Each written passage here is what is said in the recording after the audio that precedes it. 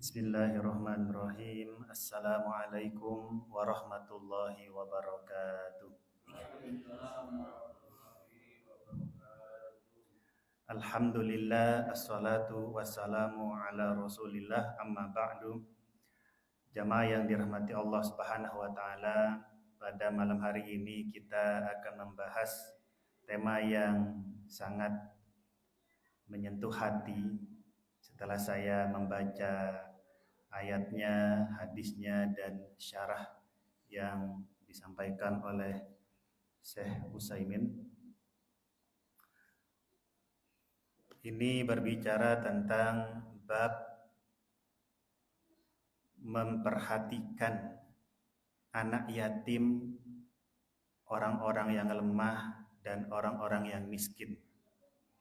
Memperhatikan anak yatim, orang-orang yang lemah, dan orang-orang yang miskin.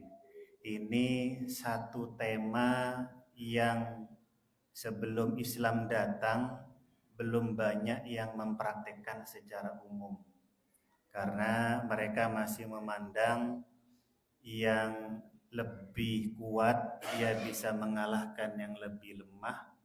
Orang yang merdeka dinilai lebih mulia daripada budak dan lain semacamnya. Kemudian Islam datang memberikan ajaran hendaknya kita sebagai seorang muslim atau muslimah memperhatikan secara baik orang-orang yang masuk dalam kategori yatim, orang yang lemah, dan orang miskin.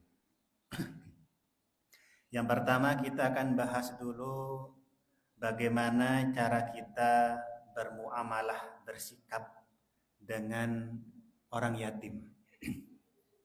Maka di sini Syekh Utsaimin menyampaikan pengertian sederhana tentang yatim, supaya ada batasan-batasan yang jelas. Jangan sampai hanya gara-gara ditinggal orang tua lalu kita katakan dia anak yatim. Di sini beliau menjelaskan huwa as-saghiru alladzi mata abuhu qabla bulughihi. Anak kecil yang ditinggal mati bapaknya sebelum akil balik. Kalau setelah akil balik jangan dikatakan yatim. Jadi batasannya itu sampai akil balik. Ini pun yang meninggal harus bapaknya. Kemudian di sini beliau menyampaikan annal yatima huwa as-saghiru alladzi mata abuhu qabla bulughihi wa in kana lahu ummun, meskipun dia masih punya ibu tetap dikatakan anak yatim. Batasannya sampai akil balik. Wa amma man matat ummuhu wa abuhu maujudun, sedangkan ketika ibunya yang meninggal dunia sementara bapaknya masih ada, falaisa biyatimin, maka anak tersebut tidak dikatakan sebagai anak yatim. Meskipun kadang di sebagian kita itu ya masih belum tepat penggunaan anak yatim, kadang ditambah dengan piatu. Cuman dalam syariat itu hanya ada satu, yatim, tidak ada piatu.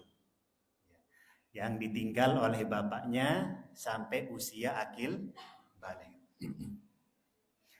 Jamaah yang dirahmati Allah Subhanahu wa taala, setelah kita mengetahui pengertian yang disampaikan oleh Syekh Utsaimin, kemudian beliau menjelaskan wa qad awsallahu subhanahu wa ta'ala fi iddatin ayatin bil yatama. Allah itu memberikan wasiat dengan turunnya banyak ayat yang berbicara tentang anak yatim. Wa ja'ala lahum haqqan khassan. Allah menjadikan untuk mereka hak yang secara khusus yang tidak dimiliki oleh orang lain. Saking perhatiannya Islam terhadap anak yatim. Nah, setelah kita mengetahui dasar-dasar seperti ini, barulah kita masuk kepada pembahasan yang lain. Tadi di rakaat pertama sempat saya sengaja membaca surat Al-Duha karena di situ sedikit menyinggung tentang bagaimana cara kita bersikap terhadap anak yatim. Fa'ammal yatima fala taqhar. Jadi terhadap anak yatim kita itu nggak boleh kasar, nggak boleh membentak. Kalau ada anak yatim yang dalam tanda kutip nakal, maka harap maklum. Kenapa? Karena kekurangan kasih sayang. Sudah ditinggal oleh orang tua laki-laki dan tidak memiliki sosok figur sebagai orang tua. Ini perhatian Islam terhadap anak yatim. Bahkan kita itu diminta ketika ketemu anak yatim mengelus-elus kepalanya, syukur-syukur bisa memeluknya. Karena dua gerakan ini yang biasanya kita lakukan terhadap anak kandung kita biasanya sebelum berangkat sekolah. Bahkan ketika jenengan mungkin jenguk anak di pesantren kan sukanya begitu. Mana nak kabarnya nak? Anak yatim pun nggak ada dan nggak mendapatkan gerakan-gerakan ini. Yang mana itu berhubungan dengan psikologi mereka nanti, termasuk juga pelukan. Makanya kalau ketemu anak yatim, dilus kepalanya, syukur-syukur bisa dipeluk, dan jangan lupa dikasih uang. Jangan cuma dilus-lus, tapi nggak dikasih apa-apa ya. Usahakan dikasih uang. Fa'ammal yatima fala taqhar. Dan kondisi seperti ini itu dialami juga oleh Nabi Muhammad Sallallahu Alaihi Wasallam, dan beliau itu berada pada puncak keyatiman. Kita tahu Nabi Muhammad ditinggal oleh bapaknya. Kapan itu? Sebelum beliau lahir. Ditinggal oleh ibunya ketika usia 6 tahun. Jadi betul-betul berada pada puncak keyatiman. Nah, makanya tadi di rakaat pertama itu disampaikan juga tentang kondisi Nabi Muhammad SAW. Alam yajidka yatimam fa'awa. Awalnya engkau yatim ya Muhammad, lalu ada yang ngemong, ada yang ngurus. Yatim lahir, ada yang ngemong, dari ibunya lanjut ke Bani Sa'ad, lanjut ke ibunya lagi, lanjut ke kakeknya, lanjut ke pamannya. Semuanya ada yang ngomong. Ada yang memperhatikan. Ini penting untuk kita tiru. Kemudian selanjutnya, ketika kita sudah bermuamalah baik dengan anak yatim, nanti di sana ada bagaimana cara kita mengelola harta anak yatim. Karena nggak semua anak yatim itu nggak punya uang. Ada ditinggal bapaknya kaya raya, atau mungkin naudzubillah dua-duanya meninggal dunia, bapak dan ibunya, lalu diramut oleh pamannya dari pihak bapak, saudaranya bapak. Nah, ketika ngeramut harta anak yatim, maka hati-hati. Sampai diberikan arahan secara khusus. Di dalam Al-Quran, Allah Subhanahu wa Ta'ala berfirman di surat An-Nisa ayat 10, Innal ladzina ya'kuluna amwalal yatama dulman. Sesungguhnya orang-orang yang memakan harta anak yatim secara dolim. Secara dolim. Berarti dari sini menunjukkan bahwasanya boleh kita makan harta anak yatim jika caranya tidak dolim. Nanti saya jelaskan. Innama ya'kuluna fi butunihim naro. Sesungguhnya mereka itu menelan api dalam perutnya. Wa sayaslauna sa'ira. dan mereka akan masuk ke dalam api yang menyala-nyala.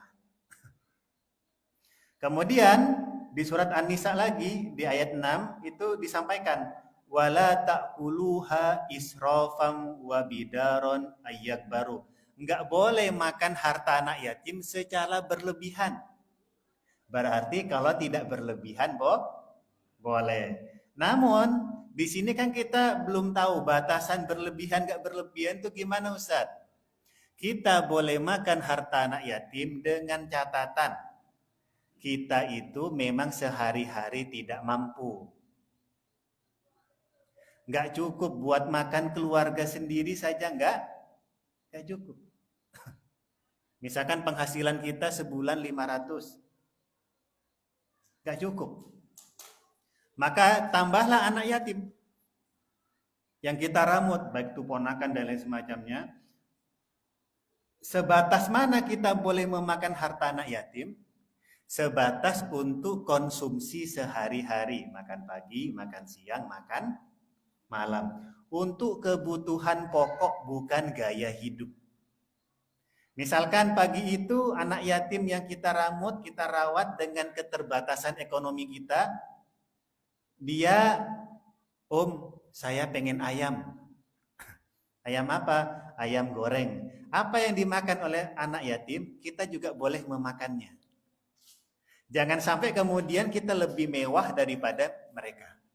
Setara boleh, di bawahnya itu lebih baik. Yang nggak boleh adalah kalau kemudian beli iPhone 17 Pro. Gara-gara anak yatim ini, bapaknya punya harta 1M. Atau beli sepeda motor NMAX. Dan lain semacamnya, itu tidak. Ini yang dimaksud dengan dulman. Lalu apa yang harus dilakukan oleh orang yang ngeramut anak yatim? Itu ada arahannya, yaitu mengembangkan, yaitu mengelola. Jangan sampai didiamkan. Karena kalau sampai didiamkan, kok lebih dari nisab, maka setiap tahunnya harus dikeluarkan zakatnya. Makanya bahasa Umar bin Khattab, jangan sampai harta anak yatim berkurang dimakan oleh zakat. Kita sebagai yang mengelolanya harus mengembangkan harta anak yatim. Kemudian setelah dia itu cukup dewasa dan bisa bertanggung jawab atas harta yang selanjutnya akan dia terima, baru kita serahkan semuanya. Baru serahkan semuanya. Maka hati-hati betul untuk masalah urusan harta anak yatim. Jangankan harta anak yatim, anak kita saja kalau dikasih uang sama orang lain, kita juga harus hati-hati Bapak Ibu. Suka kalau Idul Fitri itu yang ngasih-ngasih uang itu. Ampau. Benarnya jangan pakai bahasa ampau lah. Karena sudah dipakai oleh tetangga sebelah. Apa kayak pokoknya nggak usah pakai bahasa ampau. Nah, sedekahlah, berbagilah. Ya, kadang dikasih 10.000, 20.000, lagi silaturahim ya. Makin banyak silaturahim, makin banyak dapatnya. Kadang sekali jalan bisa dapat 500.000. Anak-anak kita dikasih. Waktu anak kita dikasih, itu akadnya ngasih ke kita atau ke anak kita? Ke anak kita kan? Terus ketika uangnya sudah terkumpul, biasanya siapa yang pegang? Ibu atau bapak? Ibu, halo ibu-ibu. Ketika anak-anak kita itu dikasih uang sama banyak tetangga, masyarakat, Pak D, lalu dipegang sama ibu, pertanyaannya, apakah ibu boleh memakan uang tersebut untuk beli baju, beli pulsa? Jawabannya haram.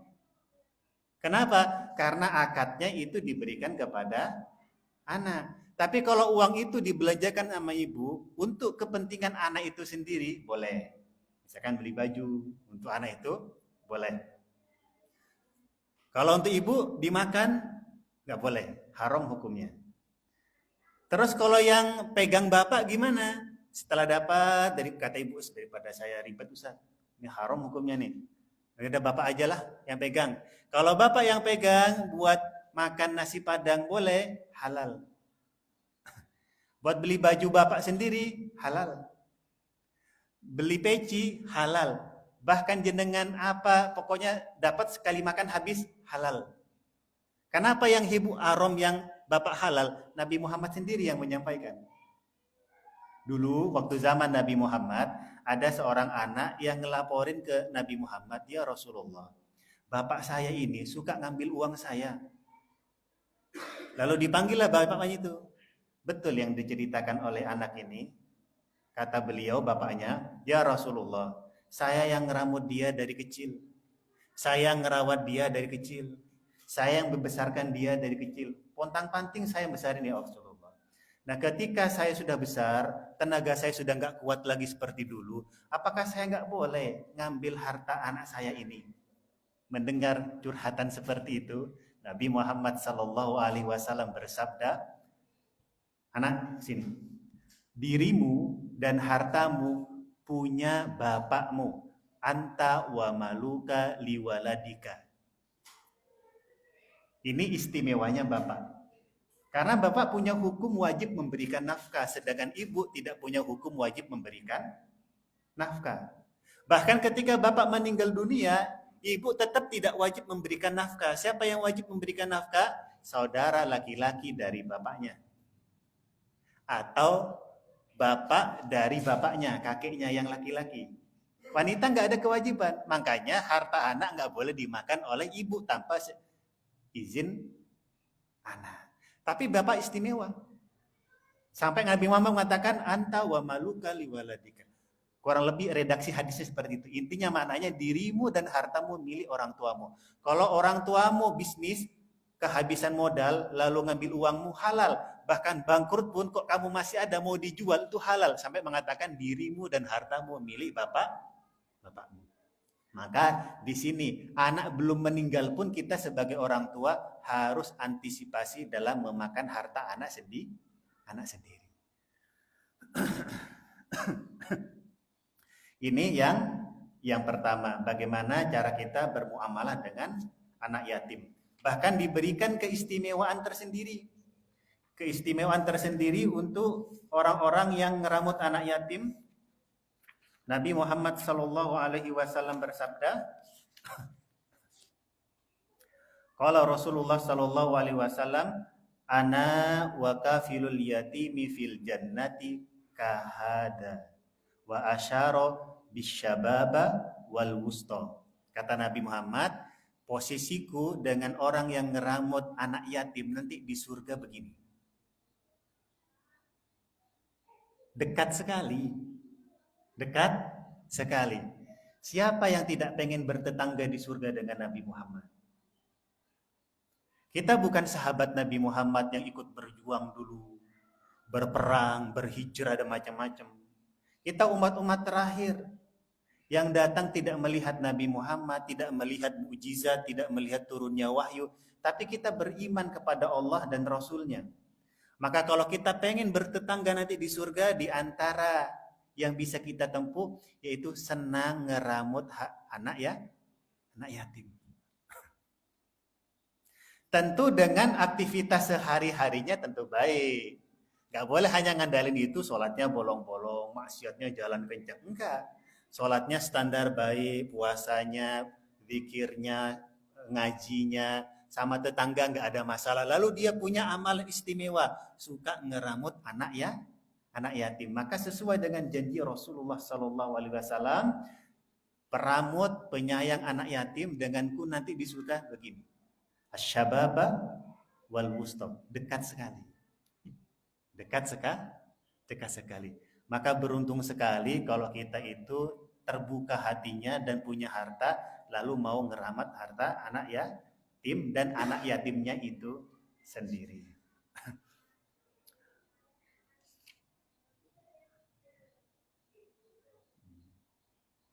Baik, ini poin yang pertama tentang bagaimana cara kita ngeramut anak yatim, hartanya dan lain semacamnya. Kemudian yang selanjutnya yang kedua, bagaimana cara kita itu bermuamalah dengan orang miskin dan orang-orang yang lemah. Bagaimana cara kita bermuamalah dengan orang-orang miskin dan orang-orang yang lemah. Nabi Muhammad pun memberikan pengertian miskin. Miskin yang sebenarnya itu gimana? Atau standar miskin. Atau misalkan miskin yang baik itu karakternya seperti apa? Beliau menyampaikan dalam hadis, laisal miskinu, tidak dikatakan orang miskin. Alladzi taradduhu tamrotun wa tamrotani wala lukmatun wa lukmatani. Dia yang meminta-minta makanan sesuap dua suap, sekurma dua kurma lalu nggak dapat. Innamal miskinu, sesungguhnya orang miskin itu alladzi yata'affaf, yang menahan diri untuk tidak minta-minta. Yang menahan diri tidak minta-minta. Jadi di dalam Islam minta-minta tidak boleh, meskipun kondisinya miskin. Dan saya sengaja baca bab 32, ini kan 33. Di 32 itu Masya Allah sekali. Hadiah istimewa untuk orang yang miskin tapi taat kepada Allah. Apa itu? Nabi Muhammad SAW bersabda, saya kadang penasaran bab sebelumnya apa ya. Di sini ada hadis, ala ukhbirukum bi ahlil jannah. Mau nggak kalian saya informasikan orang atau calon penghuni surga itu siapa? Beliau menyampaikan, kullu do'ifin mutado'af. Jadi orang yang lemah, orang yang miskin, tapi dia sabar. Dia tetap bekerja. Bekerja itu wajib, kaya itu bonus. Sekali lagi, bekerja itu wajib, kaya itu bonus. Karena ada orang yang bekerja udah pontang-panting, pontang-wating, nggak kaya-kaya juga, tapi dia tetap serius. Selama hidupnya belum pernah mengamalkan syariat zakat mal. Artinya kan belum kaya. Tapi dia serius. Ibadah dia itu bekerja, kaya itu bonus. Bahkan ada yang sampai kekurangan. Sehari-hari untuk makan aja susah. Lalu dia bersabar, redho terhadap pemberian Allah yang setiap hari dia dapat, dia bekerja, dia tidak bermaksiat dalam bekerjanya.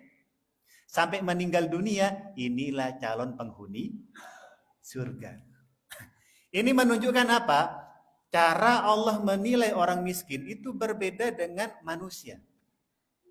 Dulu waktu zaman jahiliyah, orang miskin itu dinilai memiliki status sosial yang rendah.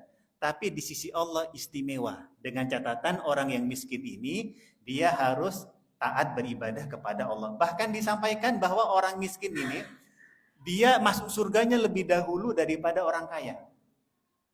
Orang miskin yang taat dan sabar dan tidak bermaksiat, dia masuk surganya lebih cepat daripada orang yang kaya beribadah, lebih cepat orang miskin. Apa yang mau dihisap? Waktu ditanya, ada harta.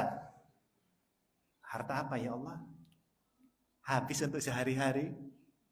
Kamu punya mobil. Mobil apa ya Allah? Nggak ada. Dihisap, kok nggak ada semuanya. Tapi taat, nggak maksiat. Masuk surga. Lebih cepat. Kalau yang kaya ditanya itu hisapnya masih macam-macam. Dapat dari mana? Dapat dari mana? Nah itu kok belum zakat? Istrimu itu gimana kok? Bapakmu, ponakanmu, saudaramu itu makan-makan kok dibuang-buang. Jadi penghisapannya lama. Tapi kalau orang miskin yang taat, belas masuk surga. Ya, ini keistimewaan orang miskin tetap mendapatkan apresiasi yang tinggi dari Allah Subhanahu wa taala. Jamaah yang dirahmati Allah Subhanahu wa taala. Di sini Syekh Utsaimin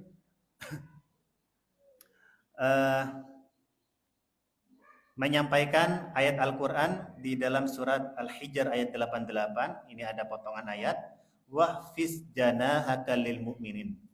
Jadi kita itu diminta, janahak ini bisa diartikan juga sayang. Maka rendahkan dirimu atau sayapmu di depan atau di tengah orang-orang mukmin yang tidak mampu.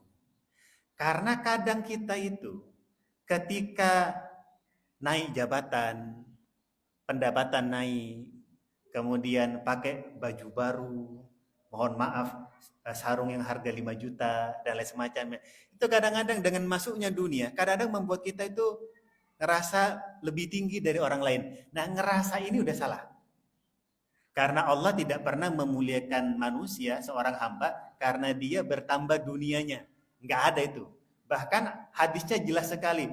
Sesungguhnya Allah tidak melihat wajahmu, hartamu, dan lain semacamnya. Allah melihat hatimu. Disampaikan oleh Nabi Muhammad. Di sini arahannya apa? Karena kita itu berpotensi untuk melakukan atau memiliki sifat sombong ketika bertambah dunia yang kita miliki. Jadi cara pandangnya itu berbeda. Cara pandangnya berbeda. Kemudian ini ada kisah nyata. Dulu zaman Nabi Muhammad ada satu hadis disampaikan oleh Sa'ad bin Abi Waqqas. Qala kunna ma'an Nabi sallallahu alaihi wasallam sittata nafarin. Jadi kata beliau, kami bersama Nabi Muhammad tuh 6 orang. Lagi duduk-duduk. Faqala al-musyrikuna lin-nabi sallallahu alaihi wasallam utrud haula'i la yajtari una alaina. Jadi orang musyrik yang kebetulan posisinya itu jabatannya sangat tinggi di kabilah masing-masing, itu mengatakan kepada Nabi Muhammad, orang-orang miskin ini nih, yang sekitar engkau yang Muhammad, suruh pergi, suruh pergi. Kalau kamu menyuruh dia pergi, saya mau duduk bersamamu, ngobrol bersamamu, berbicara denganmu. Karena saya nggak mau dia itu sampai berani sama kita. Sampai berani sama kita. Dan di antara strategi dakwah Nabi Muhammad itu mulai dari kepala suku.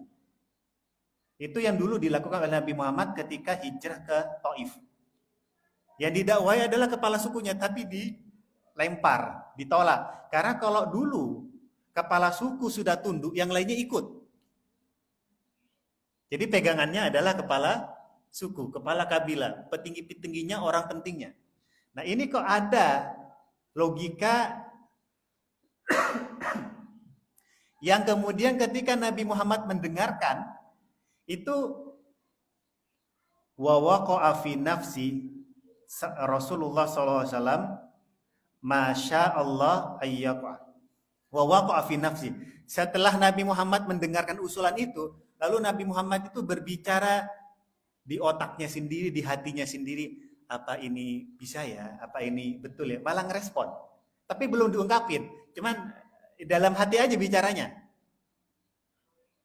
Iya, jangan-jangan kalau bagi nanti kabilah-kabilahnya dia akan masuk Islam ya. Apakah mau ini tak usir aja dulu bentar ya. Itu Nabi Muhammad sampai kepikiran itu, sampai berbicara dengan dirinya sendiri. Wa waqa'a fi nafsi Rasulillah. Kemudian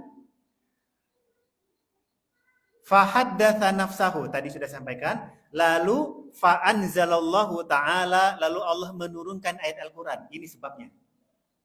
Wala tatrudil ladina yada'una rabbahum bil ghadawati wal asyi yuriduna wajha.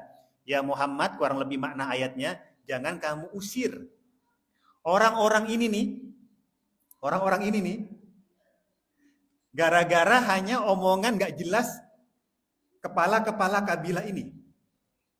Jangan. Kenapa? Karena orang-orang ini, mereka adalah orang-orang yang berdoa kepada Allah pagi dan malam hari. Dan mereka kalau beribadah ikhlas lillahi ta'ala.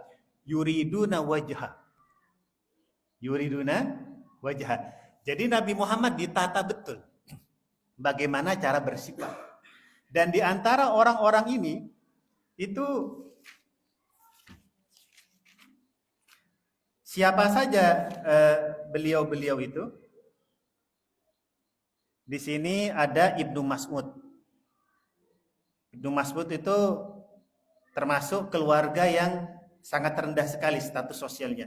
Ada Bilal, mantan budak, kemudian ada 2 laki-laki lagi yang tidak disebutkan namanya. Pokoknya secara status sosial itu rendah. Tapi Allah membela siapa di sini? Memandang terhormat siapa di sini? Antara kepala suku sama orang-orang yang bertakwa tetapi rendah di pandangan mereka, Allah tetap memuliakan orang-orang yang bertakwa kepada Allah Subhanahu wa ta'ala. Jadi cara pandang kita ketika melihat seseorang, pakailah arahan dari Allah, bukan arahan dari manusia. Bagaimana cara Allah mengarahkan otak kita berpikir, hati kita merasakan? Lihatlah dari sisi ketakwaannya. Karena ternyata setelah datang dua kelompok ini, satu orang miskin lemah tapi bertakwa kepada Allah, sedangkan ini orang yang tidak beriman kepada Allah, orang-orang yang kaya, maka Allah memuliakan yang pertama. Ini arahan betul, terutama buat yang sudah ngaji-ngaji, yang pakai mobil, pakai sepeda motor, jangan pernah merasa lebih terhormat, yang rumahnya 2 tingkat, 3 tingkat, ngerasa lebih istimewa di sisi Allah daripada mereka yang masih ngontrak. Allah tidak memandang itu semuanya. Belajar juga, na'udzubillah min dzalik, dan kita juga harus membantu saudara-saudara kita yang sedang kena banjir. Banyak donasi-donasi yang berkeliaran. Alhamdulillah saya sudah nyumbang sedekah dan mengajak jamaah yang masih belum nyumbang, ada kesempatan sama-sama kita fastabiqul khairat. Tetapi ada hikmah yang lain. Kalau Allah berkehendak kekayaan orang di sana langsung habis seketika. Padahal sudah dikumpulkan bertahun-tahun. Tapi kalau Allah berkehendak habis semuanya. Remeh, biasa itu harta. Karena yang dimuliakan oleh Allah Subhanahu wa taala, inna akramakum indallahi atqakum. Yang paling bertakwa di sisi Allah Subhanahu wa taala. Maka mulai sekarang jangan pandang orang lain dari sisi harta dunianya. Pandanglah dia dari sisi ketaatannya. Ketika dia lebih taat kepada Allah, maka kita harus lebih hormat. Lebih hormat. Adapun ucapan-ucapan di acara-acara seremonial kepada yang terhormat, kepada yang mulia, itu hanya penilaian manusia, bukan penilaian Allah Subhanahu wa taala. Ini cara pandang yang harus kita pegang. Jamaah yang dirahmati Allah Subhanahu wa taala, yuriduna wajha. Ayatnya ini, mereka ini, kata Allah, mengajarkan kepada Nabi Muhammad, ketika mereka beribadah, yuriduna wajha, mengharap ridha Allah, mengharap bertemu dengan wajah Allah, karena nanti di surga nikmat tertinggi adalah melihat wajah Allah.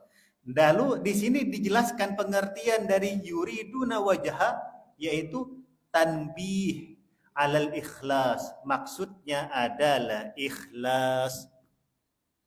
Jadi mereka kalau ibadah itu betul-betul ikhlas. Tidak sedikit pun terpengaruh dengan pujian, pandangan manusia yang lain. Kadang kalau kita masih goyang-goyang, ada atasan, senyumnya lebar, iya Pak, sehat Pak ya. Apa kabar hari ini, keluarga sehat semuanya Pak? Senyum, Masya Allah. Mengamalkan hadis Nabi Muhammad, tabassumuka fi wajhi ahika sodako. Senyummu kepada saudaramu sesama muslim dinilai sebagai sodako. Atasan saya kan seorang muslim, Ustaz. Saya bersedekah di pagi itu, Ustaz. Kasihan Pak, sehat Pak, keluarga baik Pak. Ketika ketemu sama bawahan, mana aja, terlambat. Nggak muncul senyum-senyumnya. Nggak dipraktekkan itu hadisnya. Kita itu kadang masih seperti itu jamaah. Ketika beribadah itu nggak ikhlas, ikhlas itu murni, nggak kecampur, nggak kecampur. Kadang beberapa orang itu ketika beribadah bagus disebarkan, bagus sosmed itu boleh, karena memang infak itu boleh terang-terangan, boleh sembunyi-sembunyi. Kalau terang-terangan mentalnya harus lebih kuat, tapi pastikan ikhlas. Bagi-bagi harus ikhlas. Karena nggak ikhlas, langsung saya telusuri ini. Ayat Al-Quran, surat Al-Furqan ayat 23. Na'udzubillah min dzalik, ini termasuk juga saya yang mengajar ceramah dan semacamnya. Saya ketika baca ayat ini kadang-kadang, semoga Allah menerima semua amal saya dan semacamnya. Allah berfirman di dalam surah Al-Furqan sampai di ayat 25, wa qadimna ila ma amilu min amalin, dan kami, kata Allah, akan memperlihatkan segala amal yang mereka kerjakan selama waktu di dunia. Orang-orang yang ria, yang ujub, yang pengen dapat pujian orang, yang kalau dia bekerja itu karena dunia, melakukan apa karena dunia, nggak ada karena Allah-Allahnya. Kenapa mau masuk kampus di luar negeri? Cari kerja, Ustaz. Itu aja. Oh iya, Ustaz. Nggak ada tolabul ilmi untuk karena mencari ridhonya Allah. Kan menuntut ilmu cari ridho Allah. Kadang nggak kepikiran ke situ. Kalau di depan atasan, pokoknya ada istilah apa? Menjilat lidah atau apa, menjilat atasan dan macam-macam. Pokoknya nggak ikhlas karena Allah. Pengennya itu dipuji, makin banyak yang like, banyak yang share, dia itu senang sekali karena Allahnya enggak.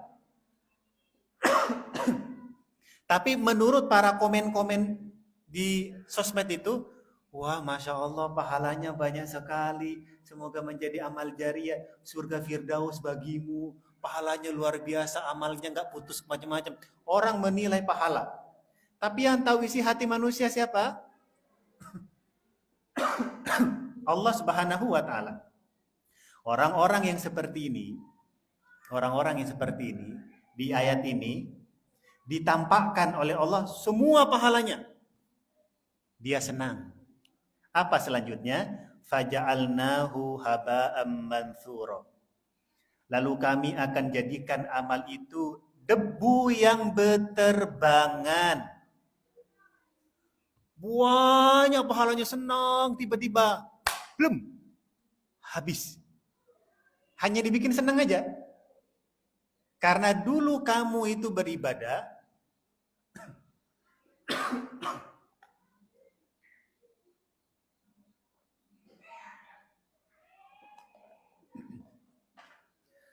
bukan karena Allah. Karena manusia, tadi itu diantaranya senyum. Senyum yang gak pakai modal jamaah. Itu kadang begitu. Kita harus latihan betul.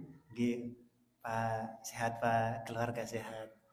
Termasuk misalkan nih di PNS, ngapunten, mohon maaf. Sudah sertifikasi, sudah PNS. Kalau ketemu sama kepala sekolah, gimana? Ketemu sama honor, ambil. Cepat.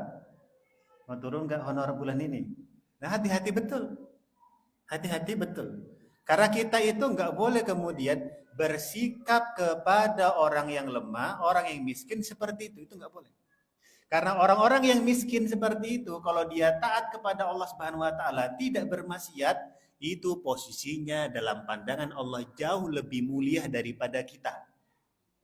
Yang katanya sertifikasi, PNS dan lain semacamnya, namun suka menghardi orang lain. Hati-hati.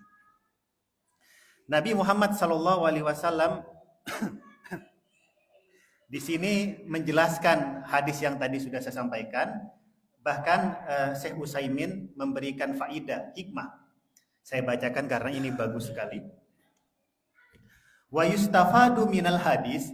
Jadi yang bisa diambil manfaat dari hadis ini, kata beliau, annal insana yang bagi lahu, hendaknya manusia itu ayyakuna jalisahu min ahlil khair alladina yad'unallaha sibahan wa masaan, sobahan wa masaan. Hendaknya manusia itu kalau lagi berkumpul-kumpul kawan-kawannya itu adalah orang-orang yang baik, yang mana mereka pagi dan sore hari itu dia mengingat Allah Subhanahu wa taala. Wa alla yahtamu bil julusi ma'al akabir wal asrofi wal umara wal wuzara. Dan janganlah pergaulan kalian, tempat duduk kalian, nongkrong kalian itu bersama siapa? Pembesar-pembesar, orang-orang yang katanya terhormat, para menteri, para amir, dan hakim-hakim. Bal la yanbaghi ayyajlisa ila haula'i illa ayyakuna fi dzalika maslahat. Boleh duduk bareng dengan mereka jika ada kemaslahatan. Misalkan dijelaskan di sini, fa idza kana fi dzalika maslaha misal ayyurida ayyamurahum bima'rufin wa yanhahum 'anil munkar. Ketika duduk dengan mereka, kita bisa menyampaikan sesuatu yang baik dan melarang mereka untuk melakukan kemungkaran. Atau contoh yang lain, ayyubayyina lahum ma khufiya 'alaihim min halil ummah. Atau menyampaikan informasi yang masih tersembunyi buat mereka tentang keadaan masyarakat. Begini loh Pak, masyarakat di desa saya. Nah itu boleh. Yang begini boleh. Amma mujarradul uns bimujalasatihim wa nailul ja bi annahul jalasa ma'al akabir au ma'al wuzara. Tapi kalau hanya sekedar duduk-duduk berkawan dengan mereka, lalu hati kita itu merasa sombong, temanku loh menteri, temanku loh hakim, backinganku loh hakim, backingan saya ini Pak Presiden. Hanya sekedar itu saja, maka tidak dianjurkan. Kenapa? Karena mereka mungkin tidak sombong, tapi kita yang jadi sombong. Saya ulangi lagi, mereka berteman dengan kita, nggak sombong. Kita berteman dengan mereka berpotensi memiliki sifat sombong. Maka di antara hikmahnya itu, pertemanan itu harus dipilih. Nah, di hadis ini siapa yang dibela oleh Allah Subhanahu wa taala? Orang miskin, orang yang lemah, yang taat kepada Allah Subhanahu wa taala. Saking hati-hatinya Abu Bakar As-Siddiq ketika bermuamalah dengan orang yang lemah dan orang miskin, di hadis selanjutnya ini disampaikan wa an Abi Hubairah Aid bin Amr Al-Muzani wa huwa min ahlil bai'ir ridwan, termasuk orang yang ikut dalam baiat ridwan yang sangat terkenal itu, anna Aba Sofyan ata ala Salman wa Suhail wa Bilal fi nafarin faqalu ma akhadat suyufullahi min aduwillahi ma akhada faqala Abu Bakrin ataquluna hada li syaihin Quraisyin fasayyidihim. Jadi ceritanya begini, Abu Sufyan sebelum masuk Islam, Abu Sufyan ini kan pemimpin Quraisy. Kemudian dia datang ke Madinah untuk membujuk Nabi Muhammad supaya tidak memerangi atau menghabisi penduduk Mekah karena membatalkan perjanjian perdamaian. Lalu Nabi Muhammad menolaknya. Ketika nggak berhasil, Abu Sufyan itu OTW pulang, keluar. Setelah berjumpa dengan Nabi Muhammad, nah di perjalanan itu berjumpa dengan 3 sahabat yang secara status sosial itu rendah. Siapakah mereka? Salman dari Persia. Tidak punya nasab di bangsa Arab. Karena bangsa Arab itu penilaian nasabnya kan kuat sekali. Suhaib sama juga, Bilal sama juga. Lalu Bilal dan kawan-kawannya ini, para sahabat yang dimuliakan oleh Allah Subhanahu wa taala, mengatakan pedang-pedang Allah itu belum diberikan haknya. Maksudnya kamu belum mati ya Abu Sufyan, kamu belum mati. Lalu mendengarkan ucapan itu, Abu Bakar As-Siddiq menyampaikan, ataquluna hada li syaihin Quraisyin wa sayyidihim. Kamu berani ngomong seperti itu kepada petinggi Quraisy, padahal Abu Sufyan ini adalah petinggi Quraisy. Quraisy itu sangat dihargai betul. Karena mereka juga yang ngeramut Ka'bah. Kedudukannya sangat tinggi. Kemudian setelah Abu Bakar menyampaikan, ini hanya sekedar ucapan saja, ucapan jamaah. Menyampaikan ucapan tersebut, beliau kemudian menjumpai Nabi Muhammad, fa'atan Nabi sallallahu alaihi wasallam fa akhbarahu. Abu Bakar mendatangi Nabi Muhammad, lalu menceritakan kejadian itu kepada Nabi Muhammad. Jamaah tahu apa respon Nabi Muhammad? Ini saya baca hadis ini nih, Masya Allah. Ambil geleng-geleng. Pelajaran buat kita semua yang ngerasa kaya, yang hartanya di atas nisab dan macam-macam. Jangan sampai macam-macam dengan orang fakir miskin yang taat kepada Allah. Hati-hati. Faqala, Nabi Muhammad bersabda, ya Aba Bakrin, la'allaka aghdabtahu. Jangan-jangan engkau telah membuat mereka itu menjadi marah gara-gara ucapanmu tadi itu. Cuman kan nggak berani. Salman, sahabat Nabi Muhammad yang mulia, Suhaib, Bilal, itu nggak berani karena masih hormat terhadap Abu Bakar. Bahkan Bilal siapa yang membebaskan? Abu Bakar. Mendengarkan ucapan itu, mereka nggak berani ngomong. Tapi Nabi Muhammad mengatakan, jangan-jangan gara-gara ucapanmu, mereka itu marah. Lalu dilanjutkan hadisnya ini, la in kunta aghdabtahu laqad aghdabta rabbak. Jika engkau telah membuat mereka marah, maka engkau telah membuat Allah marah. Jadi kalau sampai 3 orang ini marah, itu Allah marah sama Abu Bakar. Abu Bakar was-was, aduh, wah ini kacau ini. Akhirnya datang lagi ke 3 orang itu, konfirmasi, marah enggak? Karena Nabi Muhammad sampai mengatakan, kalau ucapanmu sampai membuat mereka itu marah, tersinggung, enggak enak, maka Allah itu marah kepadamu. Engkau telah membuat Allah marah kepadamu. Datang, kemudian faqala ya ihwata aghdabtukum, apakah ucapan tadi saya itu membuat kalian marah? Qalu la, tidak ya Abu Bakar. Lalu ketiga ini beliau menyampaikan yaghfirullahu laka ya akhi, semoga Allah mengampuni dosamu. Pelajaran dari ini jamaah, pelajaran dari ini. Yang pertama, yang tadi saya sampaikan, seorang yang fakir, miskin, lemah, taat kepada Allah Subhanahu wa taala, kedudukannya itu sangat-sangat tinggi. Maka hati-hati.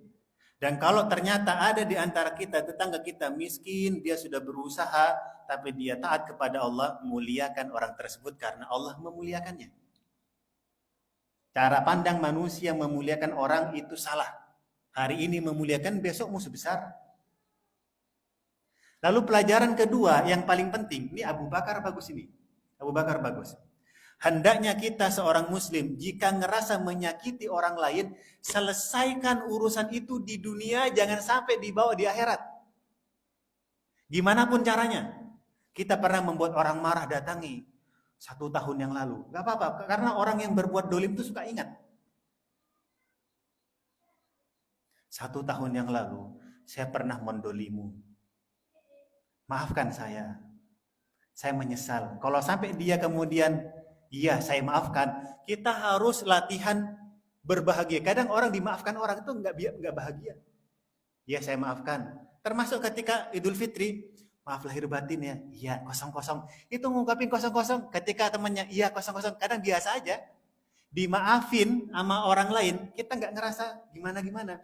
Padahal urusannya itu berat nanti di akhirat. Berat di akhirat. Sampai banjir seperti itu, tanah longsor habis, itu yang dolim itu, wah ngantri nanti di akhirat. Dulu saya ya Allah, tanah saya rata ya Allah, rumah saya rata ya Allah, keluarga saya mati. Gara-gara hutan ditebang, sawit atau macam-macam, wah itu ngantri nanti.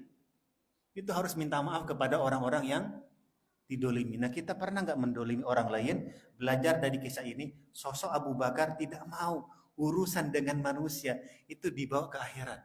Harus gimana caranya selesai di dunia.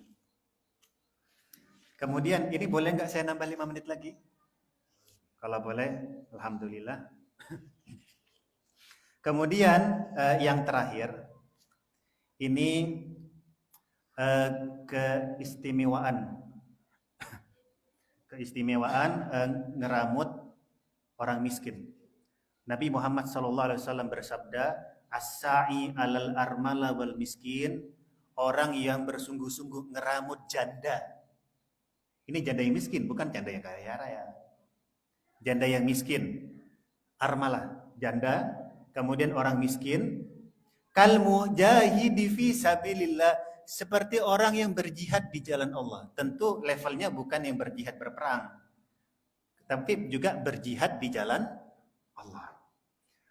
Wa ahsabuhu, kemudian kata beliau dalam periwayat ini, saya mengira Nabi Muhammad mengatakan wa kal qaimil ladzi la yafturu, seperti orang sholat enggak berhenti-berhenti. Wa kal shaimil ladzi la yuftiru, seperti orang yang berpuasa enggak batal-batal. Bagaimana amalan sosial dipandang oleh Allah Subhanahu wa taala. Kemudian yang terakhir, nah ini kan lagi musim nikahan. Saya sudah berapa kali datang kondangan ya. Dalam bulan ini lumayan banyak dan cukup kenyang waktu itu. Wa fi riwayatin fi sahihainin an Abi Hurairah min qaulihin Nabi sallallahu alaihi wasallam, dari sabda Nabi Muhammad, bi'sat ta'amu, seburuk-buruknya makanan. Seburuk-buruknya makanan. Ta'amul walimati, makanan walimah. Nah, Nabi Muhammad yang bilang sendiri. Tapi tidak titik, ini ada tambahannya, aman jamaah. Yud'a ilaihil aghniya, yang mengundang waktu walimahan orang-orang yang kaya, ayo datang. Wa yudrakul fuqara, dan tidak mengundang fakir miskin. Yang diundang hanya orang-orang yang kaya.